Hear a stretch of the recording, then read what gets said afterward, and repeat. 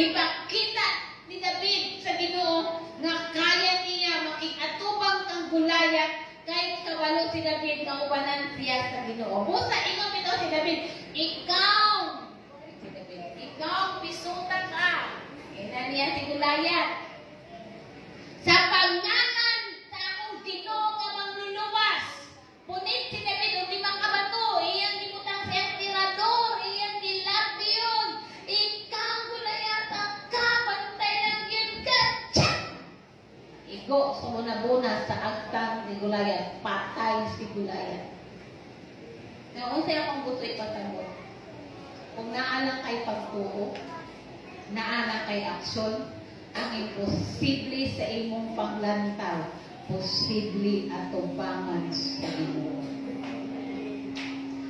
Wala natago sa atong tanan ang sitwasyon o problema sa atong simbahan. Pero atong i-twist karon ang atong sitwasyon. Tinuod na tay problema, tinuod na tay bayronod, tinuod na tay panginahanglanon, o makaingon dahil ang maraming posible nga makalintawat ta karon na tuig. Pero sa atubangan sa Ginoo, walay imposible. So kung permi lang ka magsigig atubang sa imong problema, may maglingkod na kanya, wakay watan, walay imposible. Nagitaan ni, amin na ditong kinabuhi. Wala gini mahitabo. Apan sama ang David. Nga naman na ay ilasyon si David sa Ginoo. Kailasya kinsa ang Ginoo nga iyang gialagan. Ikaw ba nakaila pagid kag kinsa ang Ginoo nga imong gialagaran? No? Courage to face impossible situations.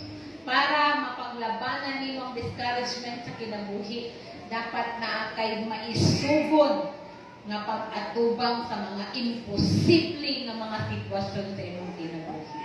So, courage to go to battle and fight Goliath. So, na Goliath ang imong giatubang karon.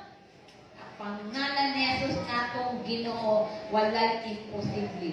Bisan ako makaingon ko ang problema sa simbahan, ang problema sa akong mga pamilya, siguro makaingon ta walang imposible. Pero atong batunan ng pagtuo. Let us have the courage at tubangon nato ni kung imposible sa akong panglantaw, ingon ang Ginoo na abaday lisod sa ako. Walay lisod sa Ginoo. So, kinahanglan nga atubangon nato ni uban sa dako nga pagtuo. Amen. Inay mong tapad, walay imposible sa Ginoo. Sige.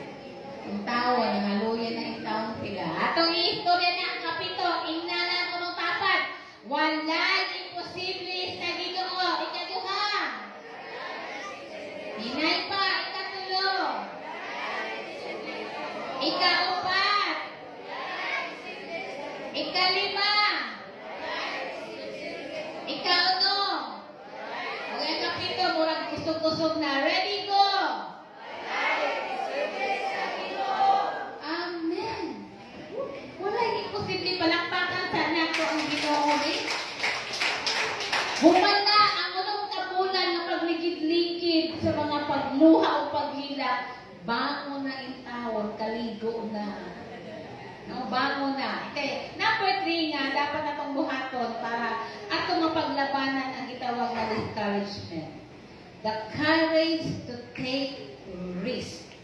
Na ay mga panahon na dapat i-take nato ng risgo, na ay mga panahon na dapat isakripisyo nato ni para lang yun mapaglabanan nato ang discouragement sa kinabuhi.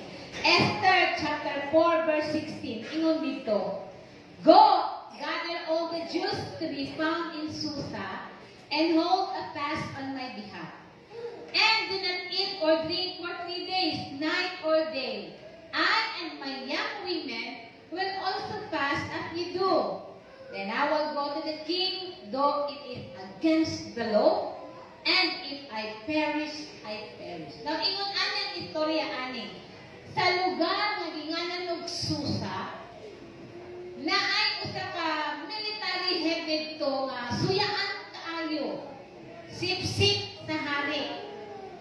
Unya, naghimo siya sa kasulatan nga ang tanan nga dili musipa sa hari pangpatyon. O ang mga Jew, grabe ang sila. Unya, at tupod na panahon, right na naman si Esther. Kung yan nasa uyuan, ang linganan og Mordecai. So, kaning iyang uyuan, niduol nga ito kang Esther. Kung yan ito yan, dahil Esther, maluoy taon ka. Kung wala kay buhaton, mga matay kang tanan. Dili ko kasabot, nga naana ka diya sa palasyo, exempted na ka. Nga kay Jubaya si Esther gihapon. So, ingon si Esther, sige yo, muning buhata, iyo Mordecai, tapuka ang tanan ng mga Kristohanon, diya sa lugar sa Susa. Pagpasting mo, tulog ka adlaw, tulog ka gabi, tubig ragyod, walay kaunay. Kay akong mga maid, magpasting ko ni. Pag humanta, tulog ka adlaw, muatubang ko sa hari, bisan ko against ni sa balakod. Pero kung mamatay ko, di mamatay ko. No, ingon ana ang gihimo ni Queen Esther. So, ang timainhan lang, na dili ka patin sa hari, ining atubang nimo sa hari kung iyang i-koykot ang iyang baston. So, after 3 days, nga pag-fasting, mga pag-apo, miduol na, o miadto na si Queen Esther sa palasyo. O sa dihang nakita siya sa hari, gitoykot sa hari ang iyang baston o scepter, o miingon, ang hari sa iya, my queen, unsa man ang imong gusto pangayoon, pwedeng katunga sa palasyo akong ihatag sa imo. Ano man, napaboran si Queen Esther. Tuluban lamang kagabi nga giresgo niyang kinabuhi, walay kaunay, tubig ra, para lang sa kaluwasan sa tanan nga mga tao dito sa lugar sa Susa. Mga igsuon, mga anak o mga ginikanan, na ay mga panahon na dapat kang musakripisyo para sa kalambuan o kalumpusan o kaluwasan sa imong pamilya. No? Na ay mga panahon nga mo sakripisyo kang 2 ka oras kada semana para makasimba lang ka. Na ay mga panahon nga mo sakripisyo kang 30 minutos pagbakod nimo sa imong igaanan mo ampo ka para sa kaluwasan o sa kaayuhan sa imong pamilya. Na ay mga panahon kung kinahanglan magpuasa ka para sa imong pamilya mga minahal sa kinabuhi. Kaya kung dili nimo na buhaton, ma-discourage gid ka kanunay, magsigira ang tanaw sa sitwasyon, problema sa imong pamilya, nya wala kay buhaton, ma-discourage ka hangtod mawad-an ikang paglaot. Nay mga panahon, ang mo sakripisyo ka, mo take ka og sa ka-risko para sa imo. Amen? May mga panahon na maghatag ka time and effort para mapaglabanan ni mong discouragement. Eh kung every time na makita nimo na imo na ng sitwasyon sa imong pamilya, ma-discourage ka. Pero kung every time mo ako sa imong banay, sa imong asawa, sa imong ginikanan, sa imong anak, ma-discourage ka.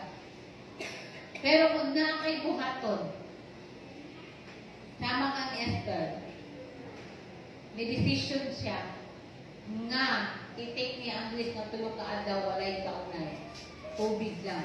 Ampo, worship, pakita niya sa Ginoo nga tinud-anay ning ampo kay gusto nako nga mabagto, gusto nako malingkawas sa kamatayon ng akong pamilya tinud-anay.